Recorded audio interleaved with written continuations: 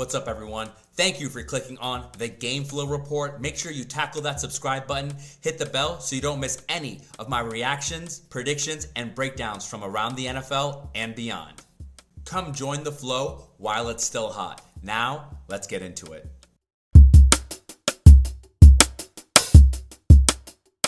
Is this how Aaron Rodgers ends his career? With a pick six? I knew the Steelers' offense was going to be slow. I didn't think they were going to be this bad. The defense stepped up big this game, forcing CJ Stroud to turn the ball over 3 times. And the offense only managed 6 points all game. 2 field goals, no touchdowns. Aaron Rodgers looked slow. He looked old. He looked like he was ready to retire. DK Metcalf, 2 catches for 42 yards, no impact. Jaylen Warren, 12 carries for 43 yards, no impact. This offense let the defense down big. And it's not like the Texans were running away with this at the beginning of the game. As mentioned, CJ Stroud had 3 turnovers, 21 for 32, 250 yards, and 1 touchdown. The game started off real slow offensively. It honestly was frustrating to watch. I mentioned this on my X account, and if you're not following me, please follow me at GameFlow Report. I mentioned this. 3 quarters in, and this game feels stuck between elite defense and bad offense. Stroud continues to fumble the snap, and the Steelers can't capitalize on mistakes. What was happening with Stroud this game? He couldn't handle the snap well, he looked uncomfortable, and if you're going to be in Foxborough next week, that's a problem. Because that defense is going to make you shake before you even step on the field. The Texans revealed that if they can't get it together offensively, they're going to lean on their defense to score points. Our prediction was correct. Texans beat the Steelers. However, I was not expecting the Texans offense to look this bad. Do you remember when they played the Chargers? That offense was firing on all cylinders. That is what I was expecting from the Texans and CJ Stroud. Not this. On the offensive side of the ball, Houston needs to clean it up. Because if they think they can bring that same energy they brought to the Steelers to Foxborough, what happened to Pittsburgh is what's going to happen to them. A bunch of turnovers, no touchdowns, and missed opportunities. Another early exit for the Steelers. Expect changes this offseason in Pittsburgh. We don't know if Tomlin is going to come back. Aaron Rodgers is clearly thinking retirement, but what if he does come back? He's not going to save this franchise. DK Metcalf is definitely going to be looking elsewhere. Jalen Ramsey is on his way out the door. And is Watt even worth having back? It's tough to see the Steelers this way. A team to barely make the playoffs, knowing what they were not long ago. However, they do need to make some serious changes fast because other teams in their division are eager to get in the playoffs and make more of an impact than them. Texans beat the Steelers 30-6 at the end of Wild Card Weekend. I do want to talk about the Rams beating the Panthers 34-31.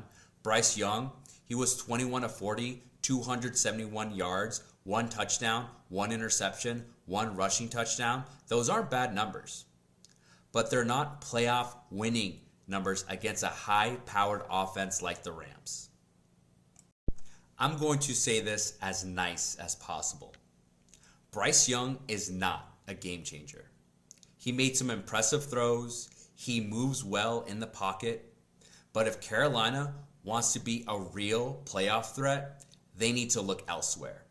And I bet you, the viewer, can name 2 to 3 quarterbacks who are going to be available this offseason who can outplay Bryce Young. Now for the Rams, this is why experience matters. Puka Nacua had 10 catches for 111 yards.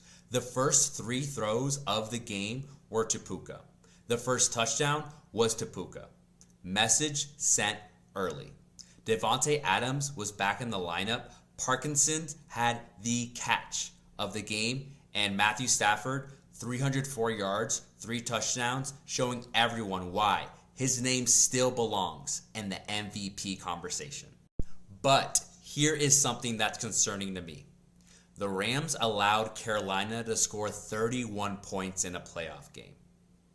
If you have a hard time containing Bryce Young, what do you think is going to happen when you play against Caleb Williams in Chicago? The Rams, they survived. But that defense, it's something that we need to continue to talk about moving forward.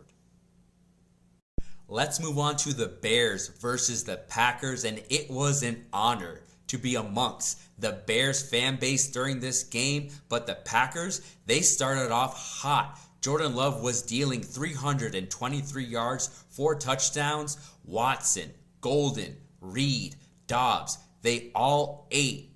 At halftime, Soldier Field and the city of Chicago was silent. The Bears were clearly frustrated at half, but they rallied back. And here was the shift. Apparently, being down 21-3 means absolutely nothing to Caleb Iceman Williams. Because in the fourth quarter, the Bears scored 25 points. Williams had 361 yards passing, 2 touchdowns, and 2 interceptions. Those 2 picks, they both came on fourth down plays, and they were desperation throws. Context matters. And that throw to Roma Dumze on 4th and 8, off balance, looking like the Air Jordan logo, that's not normal quarterback stuff. The go-ahead touchdown to DJ Moore sealed it. Packers had the ball last, and the Bears defense held them off. Bears win a playoff game in Chicago, and the entire city erupts, and here I was enjoying the moment.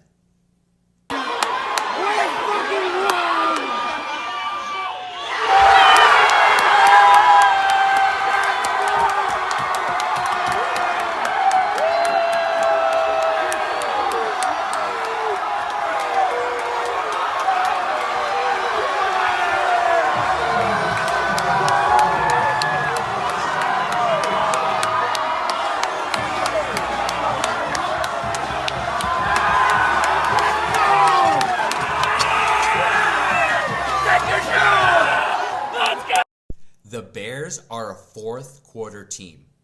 It's not a coincidence anymore. It's an identity. But here's a question I have. Can that last against the Rams? For the Packers, Jordan Love did not lose this game. The running game disappeared, and yes, all those kicks missed did matter. That's 7 points left on the field.